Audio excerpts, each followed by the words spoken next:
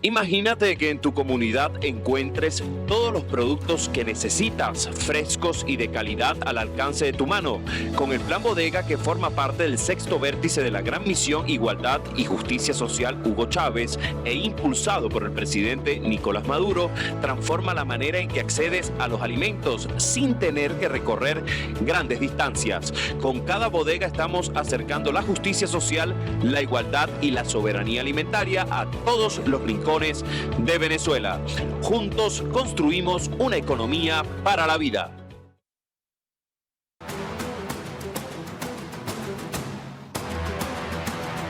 Tenemos una industria bien avanzada en su recuperación, en molinos, calderas, fábricas. Una industria remasterizada totalmente. Miren todo lo que hemos logrado en escasamente 2 años y en nuestro primer año lo logramos. De reactivar la industria gracias a la confianza del presidente Nicolás. Primero 300, después 500 y tanto, ahora la meta son 800.000. De lo que es el milagro económico de Majaguas.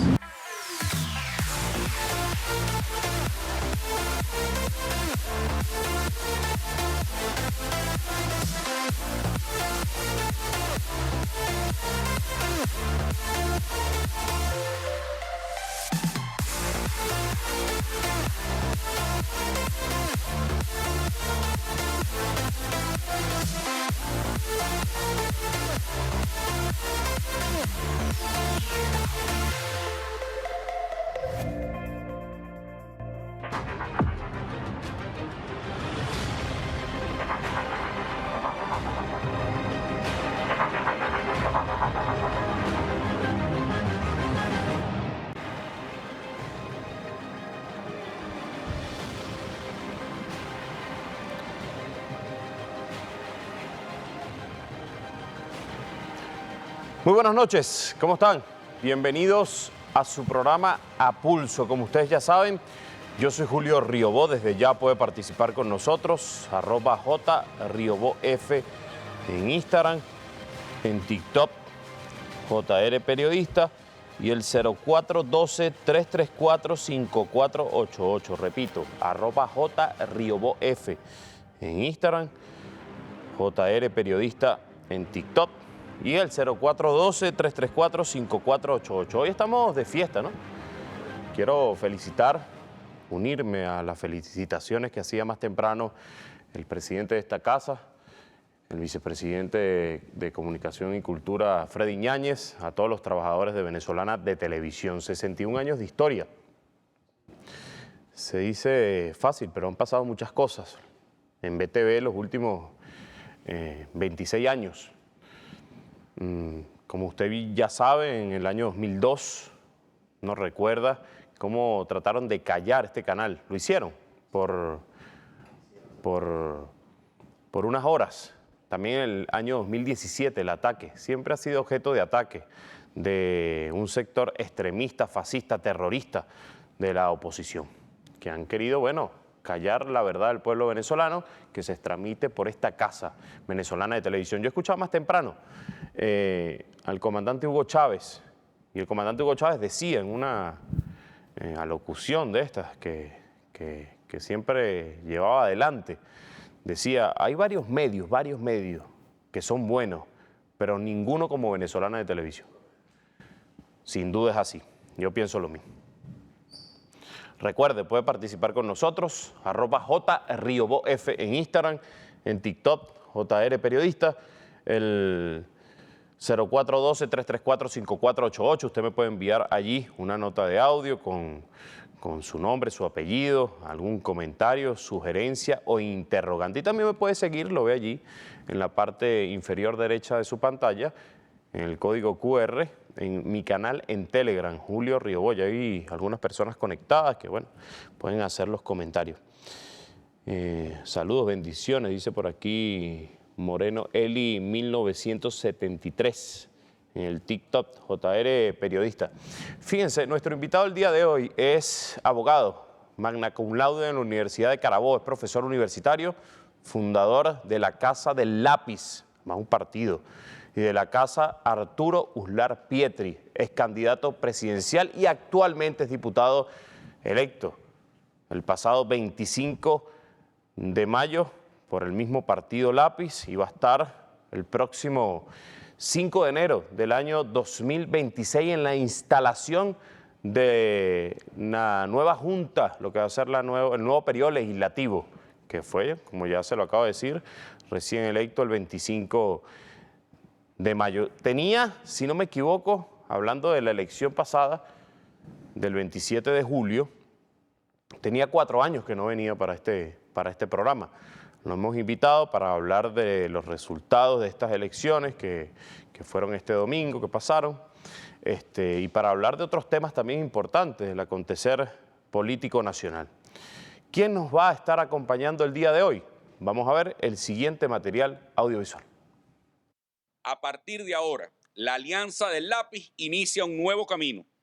Vamos a recorrer el país, a preparar la aprobación de nuestra nueva tesis política que presentaremos a todos los venezolanos, a debatir los grandes temas de Venezuela, la reforma constitucional, la descentralización, la democratización de la educación, la seguridad social y el derecho a vivir con dignidad. Porque no venimos a figurar, venimos a transformar. Porque no levantamos muros, construimos puentes, no gritamos, no insultamos, escuchamos a todos sin odios. No sembramos miedo, sembramos ideas. No empuñamos armas, lo que empujamos y empuñamos es el lápiz de la educación. Por eso somos la fuerza tranquila y que le traerá la tranquilidad y la paz a toda Venezuela. Bueno, recuerde, puede participar con nosotros, @JRioboF en Instagram, en TikTok, JR Periodista y el 0412-334-5488. Y me puede seguir en mi canal en Telegram, Julio Riobó. Nos acompaña Antonio Ecarri. ¿Cómo está? Gracias por estar aquí. Encantadísimo, Julio, En Apulso. de estar nuevamente aquí. Vino 4 años. combinado con la corbata. Un poco arrugada, pero vino. Sí, no, aquí está la corbata. Pero bueno, así no vamos a comenzar bien. Bueno, muchas gracias de verdad por... Sí, es que la corbata tiene verdad como una arruga aquí. Varias, pero no importa. Sí. No importa. Aquí Bueno, pero venimos es que a conversar de otra cosa, no de moda. Así somos los profesores. Mire, una cosa. Antes de entrar en el tema de las elecciones, yo escuché su reciente rueda de prensa, quiero preguntarle por un tema que también fue denuncia esta semana, que es el secuestro de infantes en Estados Unidos, a cargo además de el encargado de negocios de Estados Unidos en Bogotá, John McNamara, es el responsable. Entonces quiero escuchar, usted que es abogado, ¿cuál es su perspectiva de este tema? Bueno, Julio, primero, muy buenas noches a todos y muchas gracias, ¿verdad?, por esta oportunidad de estar aquí contigo.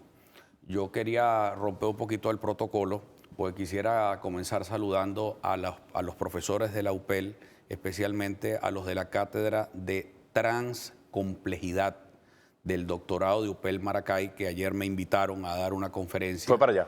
Y de verdad que fue una cosa espectacular compartir cátedra con ellos, ¿no?, con un grupo de profesores, y se conectaron profesores hasta desde Puerto Ayacucho. Eso me llena de una gran satisfacción que hayan venezolanos ocupados en la transcomplejidad. Es decir, que los temas tenemos que abordarlos desde diversos aspectos, de diversas disciplinas, porque lo peor que nos ha pasado a los venezolanos durante mucho tiempo es la superficialidad con que se abordan los temas.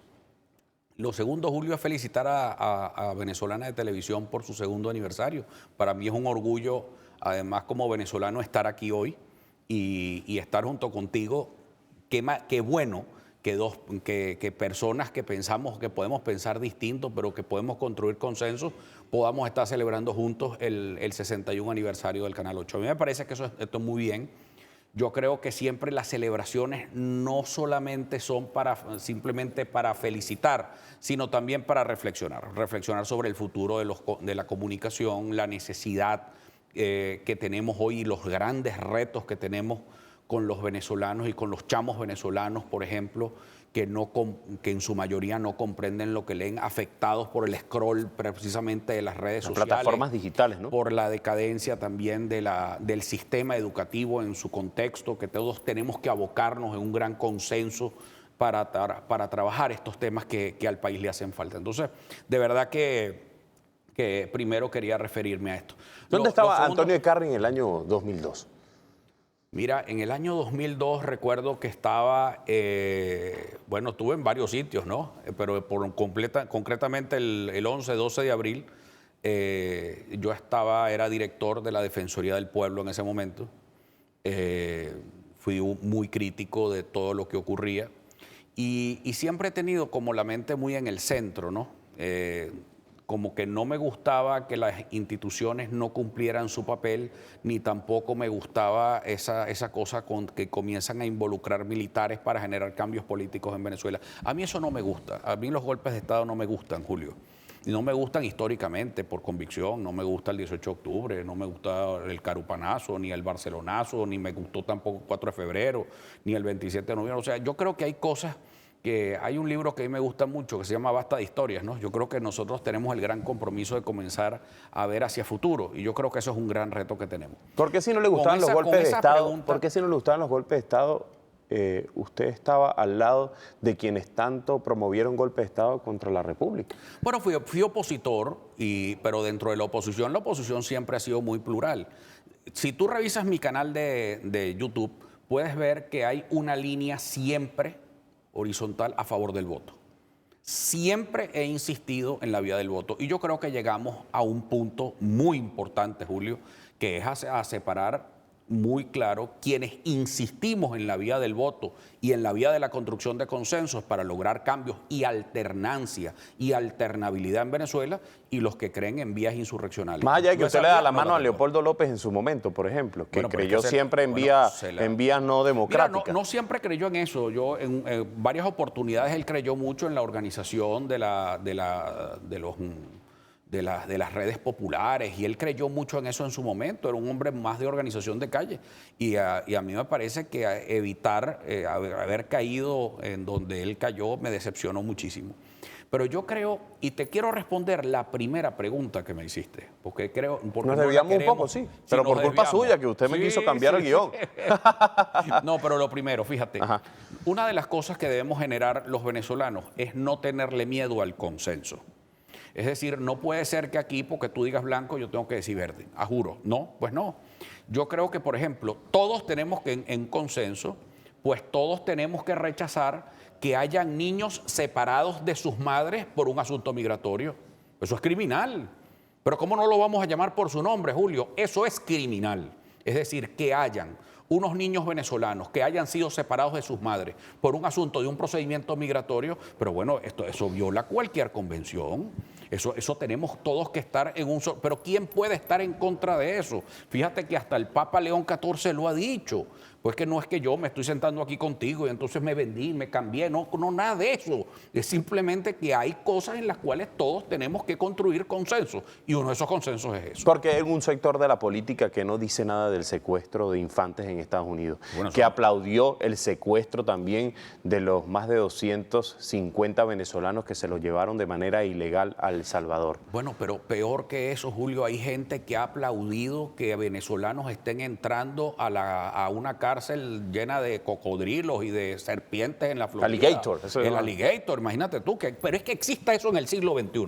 Hay una cosa de verdad que es que yo de verdad que no puedo aceptar. Que no puedo aceptar, Julio, que ocurra eso en los Estados Unidos y que alguien que sea detenido en Venezuela tampoco pueda ser juzgado por sus hechos naturales, por sus abogados y pueda tener un abogado privado y ese tipo de cosas que no están pasando aquí tampoco. Yo creo que hay cosas que corregir de lado y lado. Pero lo más importante es que hay que construir consensos en que yo soy de los primeros que tiene que reclamar que cómo es posible que a alguien lo estén persiguiendo por asuntos migratorios, que a los venezolanos eso no nos cabe en la cabeza y no nos debería caer en la cabeza por una razón, porque nosotros somos un país de una cultura inclusiva. Mira, yo he estudiado mucho el tema de la migración porque me tocó hacerlo, porque el doctor Uslar Pietri fue uno de los primeros directores de política migratoria del general López Contreras. Estoy hablando del año 36. Mira, en el mundo lo que pasa es que la historia se va perdiendo, pero aquí había algunas se gente repite, que ¿verdad? se negaba a recibir a judíos que venían en barcos de Alemania, huyendo y de Polonia y de todas esas cosas, porque no querían tener mala relación con el gobierno alemán. Bueno, y aquí hubo un Arturo Uslar Pietri que dijo, no, voy a poder poner con el gobierno alemán, pero esos son unos seres humanos que están en un barco. Esos son seres humanos que hay que abrirles la puerta. Bueno, si esa es nuestra política por convicción, y eso no puede cambiar, Julio, porque tú no estés de acuerdo conmigo o porque la posición política sea otra. Aquí hay gente que coincidió conmigo una vez en la defensa del tema del Esequibo, pero resulta ser que cuando... Pero en las aquí ideas el estas gobierno- extremistas que usted tenía. Digo extremista, ¿Cuál es esta- disculpe cuál es esta extremista? que utilice ese Yo término. soy Usted levanta un avión y los mete allá en el territorio de ese equipo. Yo Pues recuerdo mira, esa declaración. Bueno, porque déjame decirte que eso no fue es parte... extremista el mejor término. Pero déjame disculpe. decirte que es una cosa disuasiva, como en su momento lo utilizó el presidente Lucinchi cuando quiso sacar la fragata Caldas del Golfo de Venezuela. Es decir, yo no estaba, ¿sabes? Como loco, no fue que me fumé una lumpa y comencé a hablar de ¿Eso lo está diciendo usted? no, lo estoy exagerando yo. Demandar unos aviones porque me provocaba. No. Ya, Es pero que ya no parte tienes de idea. la política militar. No, es que precisamente, si tú ves, pero es que además el ministro de la Defensa lo ha venido haciendo, y nuestro respeto a la Fuerza Armada y al alto mando militar. Fíjate lo que ocurrió. Aquí habían unos buques que hubo un buque de la Armada que interceptó a barcos ilegales permisados por Guyana en nuestra fachada De la atlántica. ExxonMobil. Y de la ExxonMobil y de otras cosas, y de otras empresas también que estaban ahí contratistas. Y las llegaron y las remolcaron y se las llevaron. Esa es la función de la Fuerza Armada. Yo como venezolano tengo que defender eso. Pero es que yo lo defendí y lo critiqué un momento porque, uno lo que tiene que ser es coherente. Y lo que sí soy es extremadamente de centro. Yo quisiera venderle a todos los venezolanos que hay un sitio donde todos nos podemos poner de acuerdo. Donde no haya ya yo creo que entramos en una fase de producir tranquilidad. No es que el uno se rinda al otro, no. Es que no es rendirnos, es entendernos, que son dos cosas totalmente diferentes. ¿Qué piensa Antonio Ecarri de Nayib Bukele, de su accionar con el tema de derechos humanos? De personas que me han decepcionado a mí, yo al principio te confieso que Ya lleva dos, que Leopoldo veía. López y... Sí, bueno, ya llevo dos, te podrás imaginar. Pues imagínate tú las decepciones. No hay otros que me quiera nombrar usted. Bueno, del otro lado también puedo nombrarte, bueno, no me decepcionaron a mí, decepcionaron al presidente, por ejemplo, Rafael Ramírez y el Aizami, pero, hay siempre en la historia que hay gente que se va descartando porque se va perdiendo su camino. Pero fíjate, por ejemplo, algo que es muy importante allí. En el caso de Bukele, a mí me gustaban las políticas educativas de intervención urbana donde se construían escuelas de muy buena calidad en sectores de mucha exclusión en San Salvador. Eso lo aplaudía yo y me parecía genial. Pero ¿cómo va a tener ese turismo carcelario el señor Bukele? Eso es una barbaridad. Esa cosa de turismo carcelario que estás alquilando tus cárceles para que vengan unos migrantes que no han sido juzgados, que no tenían delitos, Julio, que es lo grave del asunto. Y además que es que son venezolanos y nos tienen que doler a todos. Pues puede ser familia de uno, mañana el cualquiera que sea. Yo le decía Y fíjate que esto se está pegando también para España, porque hubo una declaración terrible de una dirigente de un partido político español que dijo que y ellos si llegaban al gobierno, ni quiera Dios nunca que lleguen, iban a expulsar a 8 millones de inmigrantes que había en España y que había que revocar una cantidad de nacionalidades. No, pero por Dios, imagínate tú si eso se le hubiese ocurrido a cualquiera de los presidentes de Venezuela, y te estoy hablando de cualquiera de los presidentes que hubo, desde López Contreras hasta Nicolás, completo. Ninguno, a nadie se le ha ocurrido estar expulsando inmigrantes de Venezuela. Eso es una cultura venezolana. Fíjese, yo le decía que hay un sector extremista Y en mi gobierno también, nunca expulsaré también. Que felicita. Veremos. Hay que ganar la elección primero. Claro. Claro. Ha perdido 2 veces usted, ¿no? Bueno, a la tercera va la vencida. Bueno, ganó ahorita. Pregúntale a Lula. Bueno, pero ganó ahorita. Usted perdió en el 21 Fíjate, cuando sí. quería ser alcalde de Caracas. Alcalde, ¿Perdió con quién? Con la almiranta Carmen Con la Meléndez. almiranta Carmen Meléndez. También así con paliza como perdió Barragán. No, fíjate que, mira, yo creo que estos 50 alcaldes que acaban de Se me está adelantando los temas, pero no me responde. No, pero yo te voy a responder con mucho cariño. Me Lo que parece pasa es bien. que nosotros, la Alianza del Lápiz viene de ser un movimiento independiente. Está empezando. Y claro, y que en el 2021, en nuestro estreno, hayamos sido los segundos y los jefes de la oposición. Por cierto, quiero saludar a quien me acompaña hoy en el estudio, que ha sido una campeona del consenso, la concejal de Caracas, Mayerlin Oquino, que ahora pasa a ser diputada a la Asamblea Nacional junto conmigo por la Alianza del Lápiz. Pero es que buscamos una política de consenso y de entendimiento siempre. Ya vamos a hablar de las elecciones. Yo le decía que había perdido porque, bueno, en la elección presidencial también usted fue candidato. Hace un año de eso. Hace un año. Hace un año, el 28 de julio del 2024. Fíjese, yo le decía que hay un sector extremista, un sector de la política que, bueno, se alegra con el tema de la migración, que primero atizó la migración y luego la estigmatizó, diría yo. Pero también hay algunos organismos internacionales. Usted como abogado, analizando el papel de estos organismos internacionales, ¿por qué no se dice nada de los organismos internacionales? ¿Por qué organismos internacionales no dicen la violación de derechos humanos que uno lo puede escuchar en cada uno de estos jóvenes que ya están en el país cuando cuentan? No sé si usted ha escuchado alguna de estas, yo no le llamaría anécdotas, sino estas historias dolorosas. De estas historias fatales. Mira, a mí me duele mucho. Porque detrás de todo eso, ¿sabes qué se esconde, Julio? Aporofobia, que es la fobia a los pobres. Porque yo no he visto el primer rico deportado. ¿Tú has visto un rico deportado? No, no ha habido ricos deportados. Es decir, es la exclusión social que está presente y yo creo que eso es un llamado que nos hizo a todos el Papa León XIV. Yo que además soy un admirador y un seguidor de la doctrina social de la Iglesia, pues yo te puedo decir que de verdad que es insólito lo que pasa con las políticas migratorias hoy en el mundo y especialmente las que se están haciendo en los Estados Unidos. Y yo creo que hoy nosotros vale la pena que todos los organismos internacionales comencemos a revisar. Fíjate, para mí también es una desgracia lo que está pasando en Gaza. Así como fue terrible el asalto de Hamás contra población israelí, pero la respuesta ha sido absolutamente desafortunada y las más de 500.000 personas afectadas por la distribución de comida en Gaza. Eso es un horror, pero que no haya un pronunciamiento contundente del mundo, a pesar del llamado del secretario general de las Naciones Unidas, a pesar de los pronunciamientos de algunos presidentes de la Unión Europea. Eso es un tema terrible. Es decir, que yo creo que en pleno siglo XXI vale la pena analizar la pertinencia de muchos organismos internacionales. Ya para entrar en un tema que es el que... Entre ellos los de integración. Nos atañe, que es el tema de la electoral. El presidente Nicolás Maduro decía algo y quiero escuchar su opinión. Él decía que esta elección, ese mismo día, en la Plaza Bolívar de Caracas, siendo las 11 de la noche, 11:30, luego de los resultados, él decía que esta elección había sepultado a la extrema derecha en el ámbito electoral. ¿Usted piensa lo mismo? Bueno, yo creo que, fíjate, yo creo que los que llamaron a la abstención se terminaron dando un tiro en el pie. Porque es que hay una situación muy grave, porque es que quien está en un movimiento político siempre que debe llamar a la articulación de su gente.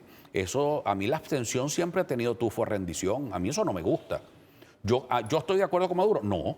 ¿Me gusta el gobierno de Maduro? No. ¿Quiero que haya alternabilidad en Venezuela? Sí. ¿Quiero que haya cambio? Sí, pero siempre insistiendo por la vía del voto. Que no estuvimos de acuerdo, que sí estuvimos de acuerdo, que sí, que sí no, que sí yo. Sí, pero hay que insistir siempre en la vía del voto. Es la única salida. Es la única salida, no tenemos otra.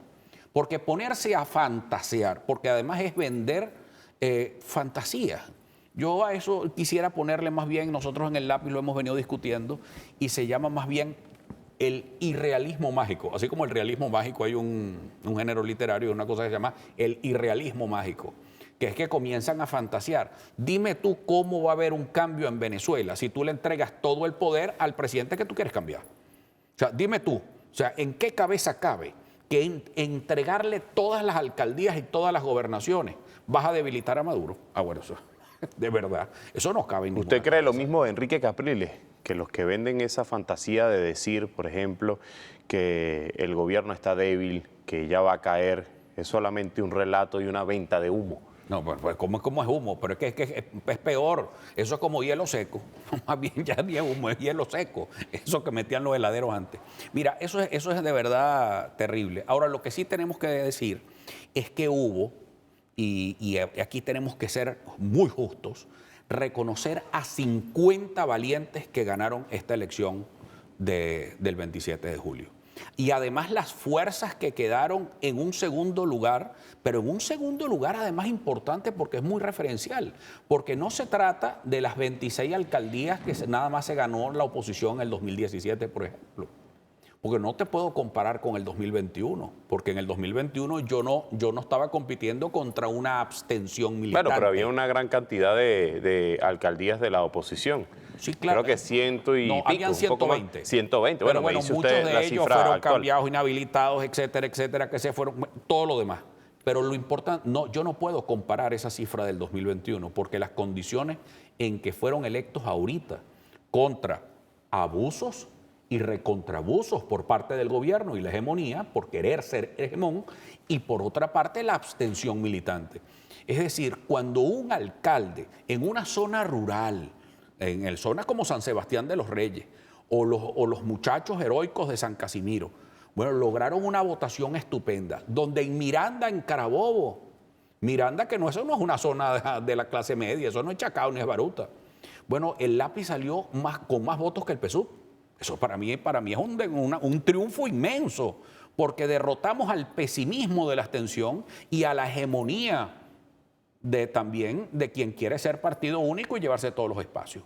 Pero no lo lograron. ¿No reconoce Antonio Eckarri, más allá de la posición política, la fuerza del Partido Socialista Unido de Venezuela, No, del como bloque no, del chavismo? O usted también porque yo le digo una cosa, yo estuve viendo ese mismo día al presidente Nicolás Maduro, se lo acabo de decir, y nunca uno no debe subestimar ni a la oposición.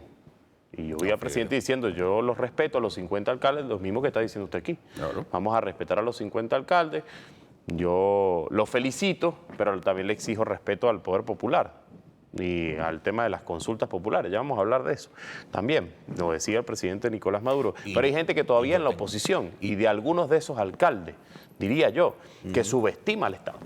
No, yo te voy a decir, en estos 50 alcaldes, yo creo que son 50 alcaldes de centro. Yo te puedo hablar por los alcaldes de Palo Negro reelectos, de Lápiz, además. Son dos, ¿no? En el sí, estado de Aragua. En el estado de Aragua, y además nos convertimos en la primera fuerza política en estos municipios. Y además somos primera fuerza política de oposición en Aragua, en Caracas, en Barinas. Logramos tener una votación maravillosa en municipios como Socopó y Pedraza, que aprovecho de saludar a Richard Guerrero y a todo el equipo de Socopó y al equipo de Jesús Macabeo en Pedraza. Pero también somos primera fuerza política en Ureña. Por poco no ganamos la alcaldía. O sea, por muy poco, por menos del 1%. Es decir, tenemos la inmensa posibilidad de ir construyendo una fuerza política. Ojo, quien sabe que vota por Lápiz sabe que tiene a la educación como prioridad. Eso sí lo tenemos claro. Y ahora vamos a lanzar nuestra tesis política. Porque yo creo que todos los partidos, de manera seria y de manera responsable, deben tener sus tesis políticas. Y nosotros vamos a presentarle al país nuestra tesis política en consenso no solamente con nuestros alcaldes, sino con los alcaldes aliados y los 56 concejales que ganamos. Uno también analiza el tema. Veníamos de tener 7 concejales y ahora tenemos 56. Eso para nosotros es un gran orgullo. Pero es un compromiso, como el compromiso nuestro en la Asamblea, que ser el primer movimiento independiente en 25 años en llegar solos a la Asamblea. ¿Eso qué significa? El papel de un independiente que intenta despolarizar. Mi papel es ser constructor de consenso. Las divisiones que están marcadas en la oposición, más allá de lo que usted me diga, usted me puede decir que es de centro y yo se lo voy a respetar, sin duda, porque lo ha demostrado en la práctica política, si podemos decirlo de esa manera. Pero la división, cuando se va a un cargo de elección popular, no le hace mucho daño a la oposición. Eso se lo digo porque, por ejemplo, Fuerza Vecinal ganó en Chacao, ¿verdad? ¿Ustedes lo apoyaron a los de Fuerza Vecinal o no? Nosotros lo apoyamos en Baruta, apoyamos en Lechería, apoyamos en una gran que cantidad Fuerza Vecinal tiene unas características que va casi a la clase media alta. Sí, cómo no. ¿Verdad que sí? Bueno, Y lo respetamos y mucho. ganó también en Lechería, en San Diego. Y Y, en San creo que Diego también también, el hijo de Morel, Y Morel David. Morel David. El ¿verdad? nieto. El nieto de Morel Sí, sí, sí. Rodríguez. Pero También además, ganó. y son alcaldes que tienen muy buena gestión y se los reconocemos y los aplaudimos. Y en Cojedes la unidad hizo, con un partido regional, porque hay que decir las cosas como son, hizo que Con vamos, Cojedes. Alberto Claro. Galíndez, con un partido regional, ganó todos los municipios. Los 9 municipios. Los 9 municipios en Impresionante. Cojedes. Entonces, por eso le pregunto, Julio, las desuniones, yo creo... el querer, porque yo entrevisté una vez a una candidata de Cambiemos, ese es el partido de Timoteo, ¿cierto? Que a veces son tantos partidos de la oposición que tengo que aprenderme los nombres, bueno, de Timoteo. Y estaba candidata en el Hatillo y ella me dice, lo que están haciendo en el Hatillo entre la candidatura de la esposa de Elías Sayet, No, pero la esposa de Elías Sayet nunca fue candidato. o había uno promovido por Elías Sayet. Sí, claro que Bueno, ganó Fernando Melena. Ajá, que fue el que ganó. Y había otra, y había otro. Entonces ella me dijo a mí, esto parece un ring de boxeo. A nosotros nos están, Carliane Arrechi, se llama la muchacha que me lo dijo, están bajando los pendones, lo queman. Bueno, han llegado a esa división. Por eso le pregunto, el tema de la división de los factores de oposición no le hace daño en el momento de ejercer el derecho al voto a cualquier cargo de elección popular. Fíjate, yo creo que que la división es la desesperanza. Cuando llega la desesperanza y gente que invita a no creer en el voto como mecanismo de cambio. Porque el problema es que ¿con qué vas a sustituir tú el voto? O sea, es decir, yo creo mucho, y lo hemos discutido bastante tú y yo, que es el tema de la pluralidad. Yo creo mucho en la pluralidad, porque cuando hay pluralidad no hay polarización, y cuando no hay polarización no hay odio, sino que más bien hay escenarios de encuentro. O sea, tenemos que perderle O miedo sea, que yo no al diría, encuentro. ese no es plural, eso, para no decir que está fracturado, yo digo, no, eso es plural. No, es plural y esa es la democracia. ¿Por qué? Porque toda la vida ha habido liberales, centroliberales, hay demócratas cristianos, hay socialdemócratas y todos tienen la posibilidad. Hay socialistas más de extremos, hay gente de extrema derecha ahora. Bueno, tienes un universo, un abanico de ideas. ¿Y por qué esas ideas no se pueden expresar libremente y por qué esas ideas no pueden participar libremente? Que se expresen y hablen. Ahora bien, Porque usted aquí que en me habla que Venezuela se siempre ha montó- sido cónsono, que uno lo y busque en además YouTube, yo lo voy a buscar. se montó además el chantaje, Julio. Aquí hubo chantaje. O sea, yo fui una voz disidente dentro de la oposición en un momento dado. ¿Por qué? Porque a mí no me gustaba la abstención. Y siempre lo dije, no me gusta. Ah, bueno, pero tenía que acatarla. Ah, ¿por qué? Bueno, porque la mayoría de eso se acabó. Y se acabó porque ahora además comienza un proceso de madurez política, de renovación de la clase política venezolana, que a mí me está gustando muchísimo. De liderazgo también, jóvenes. De liderazgo. El mismo liderazgo de Barragán en Caracas, el mismo liderazgo que nosotros hemos promovido con Darro en Miranda. Fíjate, el lápiz, nosotros estamos nuevos en Miranda, pero somos la primera fuerza de oposición en 9 municipios de Miranda, donde además, ¿dónde son? Charallave, donde en Barlovento. Ah, bueno, que somos una fuerza, pero además es una cosa que coincide muchísimo en que sean sectores populares, que son sectores rurales. Eso a mí me encanta, porque nos estamos llegando, Julio, a la Venezuela de verdad, la Venezuela profunda. Porque los 50 ganadores, con todos los concejales que salieron, son transversales. Hay un triunfo transversal ahí. No fue que se salvaron unos espacios de la clase media, no. Porque también se ganaron, como es el caso de Cojedes o el caso de nuestro Pero usted sí Nicaragua. reconoce que el chavismo arrasó en esa elección, más allá de los 50. Pero es que yo tengo que reconocer que el chavismo es una maquinaria. No, el chavismo, además de decir, el PSV es una maquinaria que tiene, además, la maquinaria del gobierno, porque estamos claros que la usan abiertamente. Pero no me Porque yo responde. veía Usted ve antes- que el chavismo arrasó, porque yo sé que usted se ufana muy bien, y está bien, yo no sé si ese es el término, pero se ufana y dice, bueno, los 50 alcaldes que se está bien. Está bien. Pero Bueno, el déjame irme para los otros. Tenemos la obligación, los 50 y los 250 y los otros 285. 285. Ajá, 285. Bueno, tenemos la obligación de trabajar a beneficio de la gente y darle tranquilidad a la gente. Porque también muchos de esos alcaldes tienen muchos de esos tienen una cámara llena de opositores. Y tienen que trabajar con esos concejales, los concejales del lápiz y muchos de las alianzas y de los partidos que hemos venido conversando entre nosotros, pues hay que darle viabilidad a esto. Ah, que Mira, a mí me preocupa, hay temas que, por ejemplo, yo quiero llevar a la Asamblea, que siendo una Entonces, más minoría... adelante ya vamos a hablar de eso. Quiero hacerle una pregunta antes de esta elección. Usted que me dice que, bueno, si usted me busca, Julio, si tú me buscas a mí en el YouTube, y ven que yo siempre he tenido una línea clara, yo se lo preguntaba en su momento, pero se lo voy a volver a preguntar, pero aquí. Yo le decía, bueno, usted en las conversaciones estas que tuvo, como usted de centro, la tuvo con esta alianza que creó Enrique Capriles, ¿verdad? Con todos. Con todo. Y entre esas estaba la de Enrique Capriles. Entonces yo le pregunto lo siguiente, ¿cómo se puede negociar allí con Enrique Capriles, que fue el mismo que no reconoció los resultados del 2013, por ejemplo, una elección presidencial? O sea, dejamos eso a un lado. Sí estoy con el extremismo, me siento y rayo con los que eran del extremismo que ahora se meten en el redil democrático. Fíjate, Es una pregunta Claro. para que usted me dé su análisis. Julio, todos los venezolanos tenemos que comenzar a ver un poquito hacia adelante.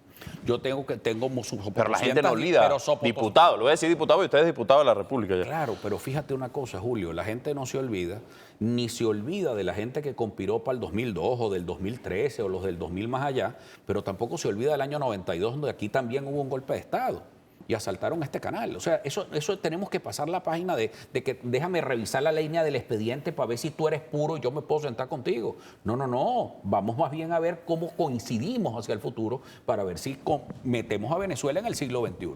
Eso yo creo que es una cosa que tenemos que hacerlo todos. Yo he tenido diferencias con Enrique Capriles, muchísimas, pero bueno, nos acabamos de acordar y podemos coincidir en cosas, perfecto. Y lo hice también con partidos que estaban en la Alianza Democrática, pues también lo hice. Y donde pude coincidir con Fuerza Vecinal, lo coincidimos también. O sea, bienvenido el consenso. Y tú sabes que sería bien bueno, es construir consensos también con el PSUV. ¿Por qué no? Y dejar a un lado el tema de los planes de golpe de Estado. Evidentemente. Dejar a un lado el tema de la invasión. No, por Dios, menos que menos. Bueno, pero se han pedido, usted lo sabe.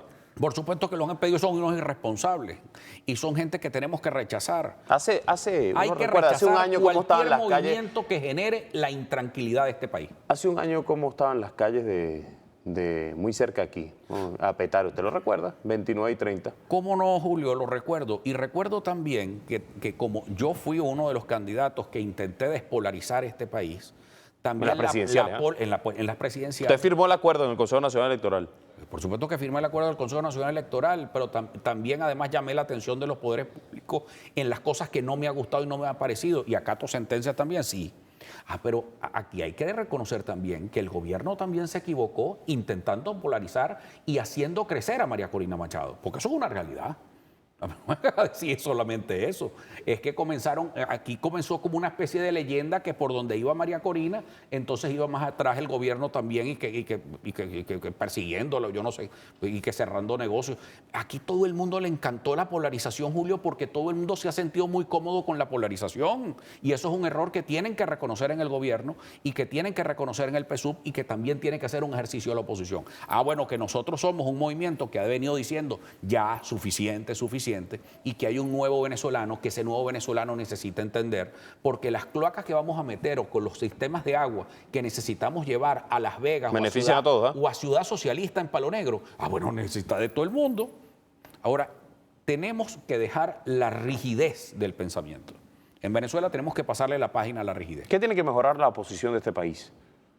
Bueno, yo creo que... Si usted se hace la autocrítica. La primera autocrítica, fíjate, la vamos a responder nosotros mismos. Presentarle una tesis política, un proyecto político al país muy serio. Yo presenté un proyecto Hay muchos por allí político que se postulan y no tienen un proyecto político. Sí, claro, por supuesto. ¿Quiénes? De la oposición, a ver. No, pero no para estar individualizando ahorita, porque imagínate tú, no podemos hacer aquí vienen con folclorismos políticos de Pedrosa para acá. ¿Te acuerdas del fenómeno aquel de Pedrosa? Pero en Venezuela hoy, ¿qué necesitamos? Un proyecto de país consensuado. Yo no le tengo miedo a una reforma a la Constitución y que podamos debatir una reforma a la Constitución, pero no es para quitar el voto a nadie, sino al contrario, vamos a dar más democracia. Yo creo que tenemos la misma figura presidencial, Julio, desde 1931 que la diseñó Juan Vicente Gómez. Tenemos un exceso de presidencialismo en Venezuela. Y eso caotiza, eso hace que los consejos comunales se ahoguen en burocracia. Porque entonces el Consejo Comunal tiene un proyecto y mientras el proyecto entra en taquilla y pasa al Consejo Federal de Gobierno, bueno, eso tiene que pasar, bueno, sopotoscientos. ¿Estás de acuerdo con las viajes y consultas burocracia. entonces, Antonio Carri? Pero por supuesto que pero cualquier No, consulta. se lo digo porque Claro. además el presidente lo ha dicho, esto acaba con la estructura burocrática que puede tener el Estado. El problema es que él no se ha dado cuenta todavía que tiene demasiados peajes burocráticos. A mí me preocupa mucho, primero, todos los procesos, no solamente de consulta, tú abres un proceso de consulta y la gente vota, pero de ahí a que se ejecute el proyecto, Dios y su santa ayuda. Pero lo yo he visto demás- muchos proyectos que se han ejecutado, entregados por el Estado. Julio, pero Usted duda de eso- todo, no se puede dudar de todo. Ay, tú de buena fe, pero déjame No de buena explicarte. fe, yo lo he No, visto. Es que lo he visto en la realidad también y yo también lo he visto, porque lo he visto desde los ojos del control para que haya eficiencia. Es necesario que en Venezuela haya un control sano. Y como tú lo dices, sin conspiración, no, yo no estoy conspirando, yo lo que quiero es que la obra se haga. Ahora, a mí me encantó, por ejemplo, y es una cosa que es digno de estudio, la cantidad de centros de escuelas de artes y oficios pedidos por los jóvenes en la consulta popular. Eso a mí me encantó, pero ¿cómo no voy a estar de acuerdo? ¿Y el lápiz participó? Sí, claro, muchos de nuestros jóvenes votaron y votaron cuál fue la línea del lápiz de votar. Voten a favor de los proyectos que tengan que ver con educación para los sectores populares. ¿Cómo no voy a votar yo a favor de eso? Pues tenemos que votar a favor de eso. Pero también vamos a estar chequeando para ver si se ejecuta la obra una vez que sea aprobada. Pero lo más importante de todo esto es que aquí tienen que venir dos cosas. Es una propuesta. Un pacto que quiero llevarla. Un pacto nacional antiburocracia. No puede ser que alguien que va a salir de su pequeño emprendimiento aquí en la cumbre de Antímano, que tiene una pequeña panadería y se va a mudar para el bulevar, bueno, ahí le caen todas las plagas de Egipto, porque tiene que lidiar con toda la burocracia de este país. Es decir, permisos municipales, permisos para fiscales, una cantidad de impuestos. O sea, que eso es una barbaridad, Julio. Nosotros tenemos que desburocratizar este país. ¿Pero para qué? Para proteger a este nuevo venezolano que no depende del Estado para vivir, porque aquí vivimos de un proceso traumático, que venimos de un proceso muy traumático, pero que necesitamos, a juro, que ese emprendedor eche para adelante.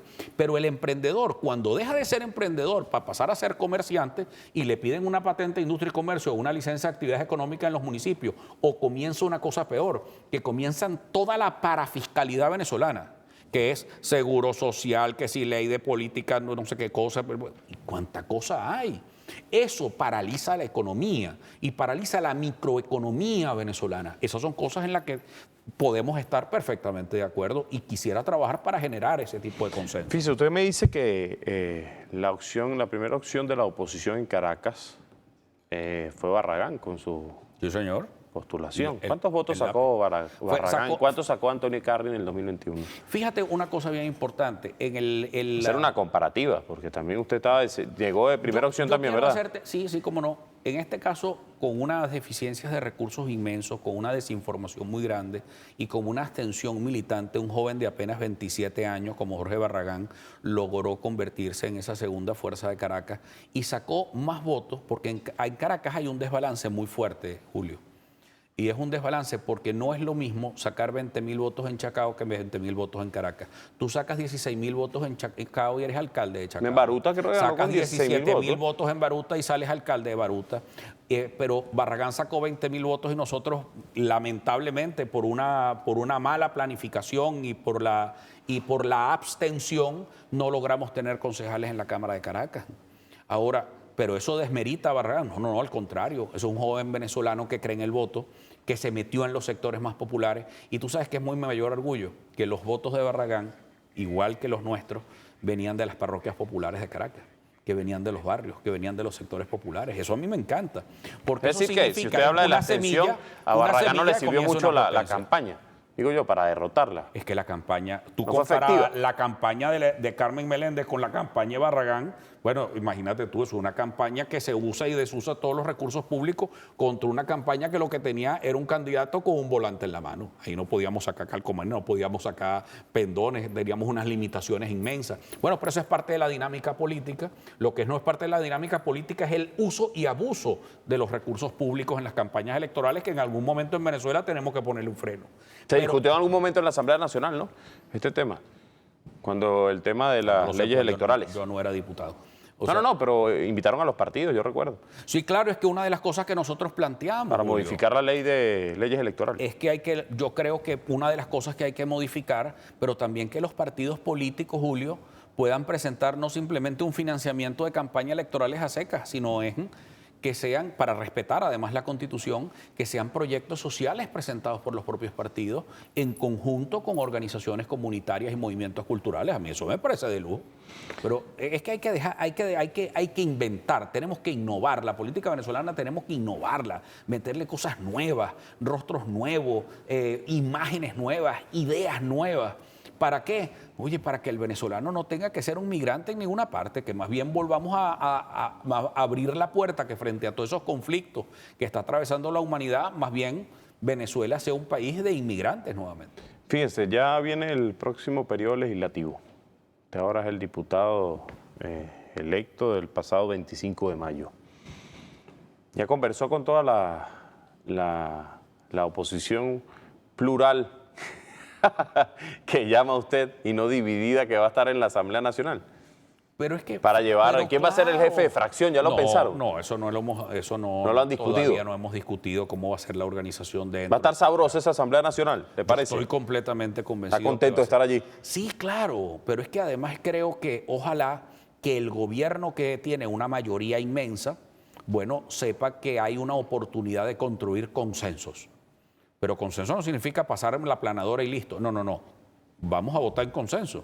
Pero en votar en consenso significa abordar grandes temas nacionales. Por ejemplo, el tema de los salarios y el tema de la educación, el tema del salario de los maestros, las condiciones de la escuela venezolana. Por ejemplo, yo creo que en la Asamblea Nacional, Son las propuestas. entre algunas cosas que quiero llevar, por ejemplo, no puede ser que la educación en la Asamblea Nacional sea una subcomisión. Si la educación es importante en Venezuela, debería ser una comisión parlamentaria.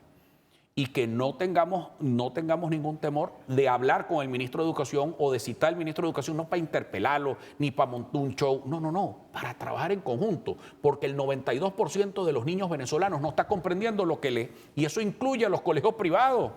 Eso es gravísimo. ¿Por qué? Por el scroll, porque la falta de concentración, por el efecto que hemos tenido de la migración, por todos estos efectos que hemos tenido devastadores. Entonces yo creo que es el momento de construcción de consenso.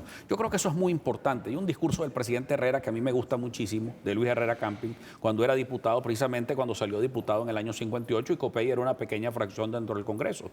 Y él decía, ojalá que el consenso fortalezca la democracia.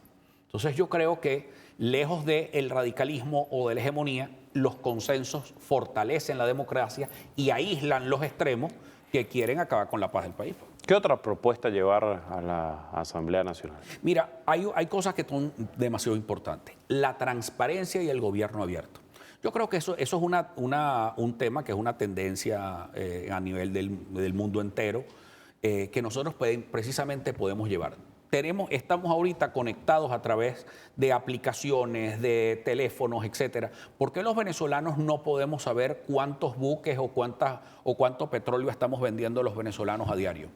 Eso es una cosa absolutamente transparente, porque nosotros somos dueños de nuestro petróleo y somos dueños del petróleo. El petróleo es del pueblo, pues nosotros podemos ver perfectamente cuántos buques. No, es que estamos sancionados y tenemos que vender a descuento. Bueno, pero el petróleo que vayamos teniendo licencias, y podemos hacer esa ruta de transparencia, porque alguien que vive en Ureña no puede perfectamente saber cuántos buques de petróleo está sacando Petróleos de Venezuela. No es que eso lo sepa un diputado, porque no es para el secreto de los politiquitos. No. Transparencia. Porque yo te aseguro que si esa transparencia hubiese estado allí en un momento dado, ni ocurre lo de la Aizami ni ocurre lo de Ramírez. Es decir, eso es un proceso de reflexión y de autocrítica que tiene que hacer el gobierno y que, por supuesto, cuando llega una oposición que no viene con ninguna agenda de golpe de Estado, sino que viene con una agenda democrática y de construcción de consenso. Ahora, esa construcción de consenso es una agenda de Estado, que es por arriba de la agenda electorera y politiquera. Las agendas de Estado. Agenda de Estado es, gobiernes tú, gobierne yo, aquí hay unas medidas que son consensuadas. Un nuevo sistema educativo para Venezuela. Eso es demasiado importante, Julio. El nuevo concepto de la escuela venezolana. O O sea, es decir, hay una cantidad de cosas que está ahí, una ley de que simplifique los trámites burocráticos y administrativos para los emprendedores y para los comerciantes venezolanos, una ley que estimule la inversión extranjera en Venezuela, porque si tenemos sanciones internacionales y nos están aislando, pues nosotros tenemos que hacer lo contrario. El que está rodeado de virus se toma vitamina C. Entonces, lo primero que tenemos que meternos nosotros son defensas. ¿Y cuál es la mejor defensa que puede tener Venezuela? Fortalecerse desde el punto de vista de educación, desde el punto de vista de soberanía, apoyar en la mayor profesionalización y técnica de nuestras Fuerzas Armadas venezolanas. Yo creo que eso es demasiado importante. O sea, yo creo que hay temas que están ahí que tenemos que asumirlas con mucha responsabilidad. Eso es el camino. Fíjese, esa es la ruta. usted que me habla del tema del consenso, ¿qué opina del diálogo abierto, concreto, que está dando resultados entre Venezuela y Estados Unidos? Me parece estupendo.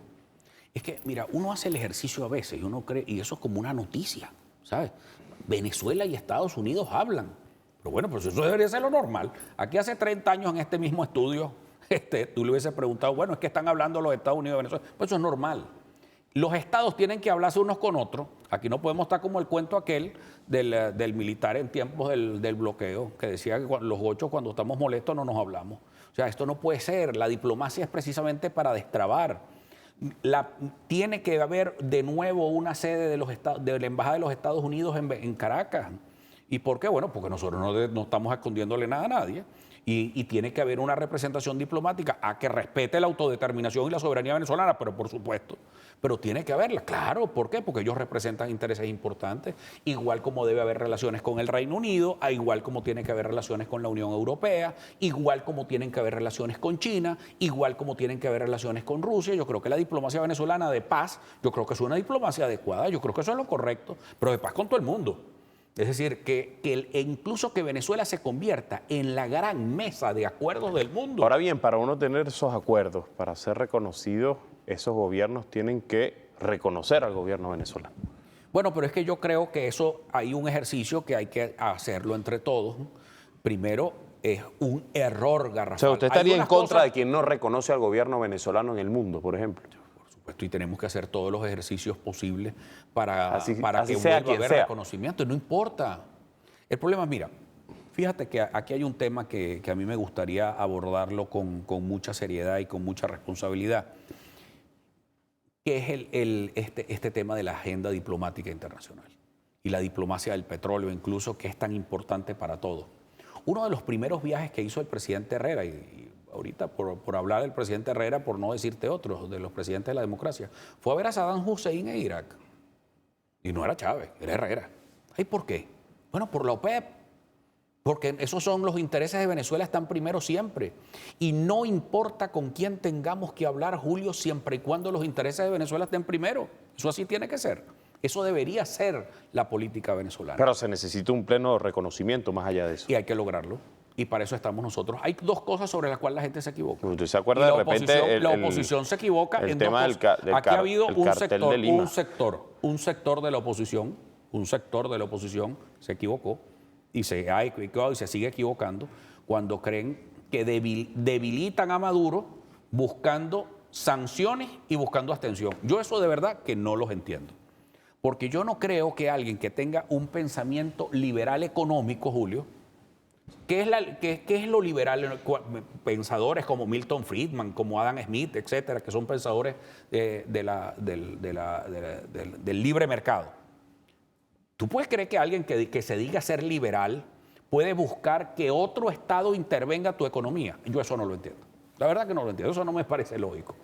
Y además hay un artículo, te lo voy a enviar, de The Economist, donde habla que el estímulo al comercio ilegal del oro lo que hace es estimular las mafias. Es un error del Congreso norteamericano, es un error del gobierno del presidente Trump bloquear a Venezuela y sancionar a Venezuela por una razón. Nosotros no somos Cuba. Aquí lo que puede haber es si esto encierra, porque eso es una ley natural. Cada vez que el Estado, quien sea, el Estado venezolano o los extranjeros, intervienen sobre el mercado y sobre algo que es tan potente como los hidrocarburos o como los minerales, intervienen, surgen los mercados negros. Juan Guaidó, María Corina Machado, Leopoldo López, Carlos Vecchio, David Smolaski, ¿son traidores a la patria? Yo pasaría esa página. De verdad que yo los dejaría, es como, yo no quisiera caer ahí, pero voy a tener que decírtelo. Como dice Ricardo Arjona en la canción, ayuda al que no... El que es traidor a la patria es traidor a la patria. Usted yo se creo escude. que quien pide... No, yo no estoy diciendo. Yo lo que no quiero es caer de nuevo es que la noticia entonces es que Carri los llamó traidores a la patria y los llamó y entonces agarran eso. Mira, yo creo que... Pero es una realidad. Usted está cada hablando de un quien consenso y me acaba de decir que no está de acuerdo con el que pide sanciones, No con estoy el de que acuerdo. pide una invasión. No estoy de acuerdo. ¿Cómo se No estoy cataloga de a esas acuerdo. personas que hacen eso? Mira, yo no quiero ser juez para yo catalogarlo ni sentenciarlo. Yo prefiero que sean autoridades venezolanas quienes juzguen ese tema. La conducta de venezolanos. Pero yo creo que los venezolanos... Dígamelo como abogado. No, pero no te lo puedo decir como juez. Pero fíjate, yo no puedo estar, no quisiera... No se puede estar con Dios y con el diablo. No, pero es que yo no estoy con Dios ni con el diablo. Yo estoy con Venezuela y con Dios. Con Dios estoy, sin Dios nada, como dice Chacho, el alcalde de Palo Negro. Mira, yo creo que en esos temas no podemos tener medias tintas. Yo creo que aquí hay una brecha muy clara entre quienes buscan sanciones o buscan la abstención o buscan la desestabilización y quienes buscamos el cambio por la vía democrática. Ahí hay una brecha muy clara. Ahora, ¿qué quisiera yo? Que ellos se convencieran que esa no es la vía, que están dañando al país y que más bien se anoten con una vía de cambio democrático y de consensos necesarios, nacionalista y soberanista, para que hayan cambios en Venezuela real, porque por sí solos no lo van a lograr nunca y tienen 25 años fracasando. Bueno, agradezco a Antonio Carri, 1 hora exacta. ¿Pasó tan rápido? Pasó muy rápido. Este programa... Siempre es muy bueno conversar contigo. Siempre pasa rápido. Gracias por haber venido aquí a Venezolana de Televisión, por estar aquí en esta entrevista. Gracias, Julio. Y gracias factor de la además por oposición de este país. Y gracias además por la oportunidad y que me hayas dado esa oportunidad hoy que cumple 61 años Venezolana de Televisión. Así que un ¿Usted no piensa lo mismo a Freddy Ñáñez y a toda la directiva del canal. ¿Usted no piensa lo mismo de Enrique Mendoza? Pues, chicos, respetemos a todos. Ni los que asaltaron un día ni los que asaltaron en otro. Porque este canal lo asaltaron en varias épocas. ¿Qué opina del asalto de Enrique Mendoza? Lo mismo que opino del que asaltó el Canal 8 en el 92. Ahí sí lo opina, pero no dice nada de Ninguno de los demás. dos. No, ni que ninguno de los dos. Ni me gusta el asalto del 2002 ni el del 92. Ninguno de los dos. No ha debido haber asalto en ningún momento. Bueno, agradezco a Antonio Carri. De esta manera despedimos esta entrevista. Agradezco a mi casa venezolana de televisión, Radio Miraflores, La Voz de la Verdad, Telearagua, por transmitir este programa en tiempo real. Si usted sintonizó tarde, lo puede disfrutar mañana en TVs a las 10 de la noche. Que tengan feliz fin de semana. Por cierto, mañana hay marcha. Mañana es el día para Jesús. ¿Ah, sí? Sí. Maravilloso. Uno le dice a la comunidad cristiana, ¿no? Por la comunidad cristiana. Sí, mañana. Pero qué bueno, vamos a marchar por Jesús. ¡Qué maravilla! ¡Qué maravilla! ¡Qué buena noticia! El presidente tomó esa decisión el día del pastor y pastora. Bueno, yo mañana el voy primer a fin San de semana Sebastián de los Reyes. El primer fin de semana de agosto, que es este. Voy a San Sebastián a la juramentación del alcalde Andrés Aular y de los concejales de la Cámara Municipal, que nuevamente es mayoría lápiz de la educación. Feliz fin de semana. Nos vamos. Gracias. Imagínate que en tu comunidad encuentres todos los productos que necesitas, frescos y de calidad al alcance de tu mano. Con el Plan Bodega, que forma parte del 6º vértice de la Gran Misión Igualdad y Justicia Social Hugo Chávez e impulsado por el presidente Nicolás Maduro, transforma la manera en que accedes a los alimentos sin tener que recorrer grandes distancias. Con cada bodega estamos acercando la justicia social, la igualdad y la soberanía alimentaria a todos los rincones de Venezuela. Juntos construimos una economía para la vida.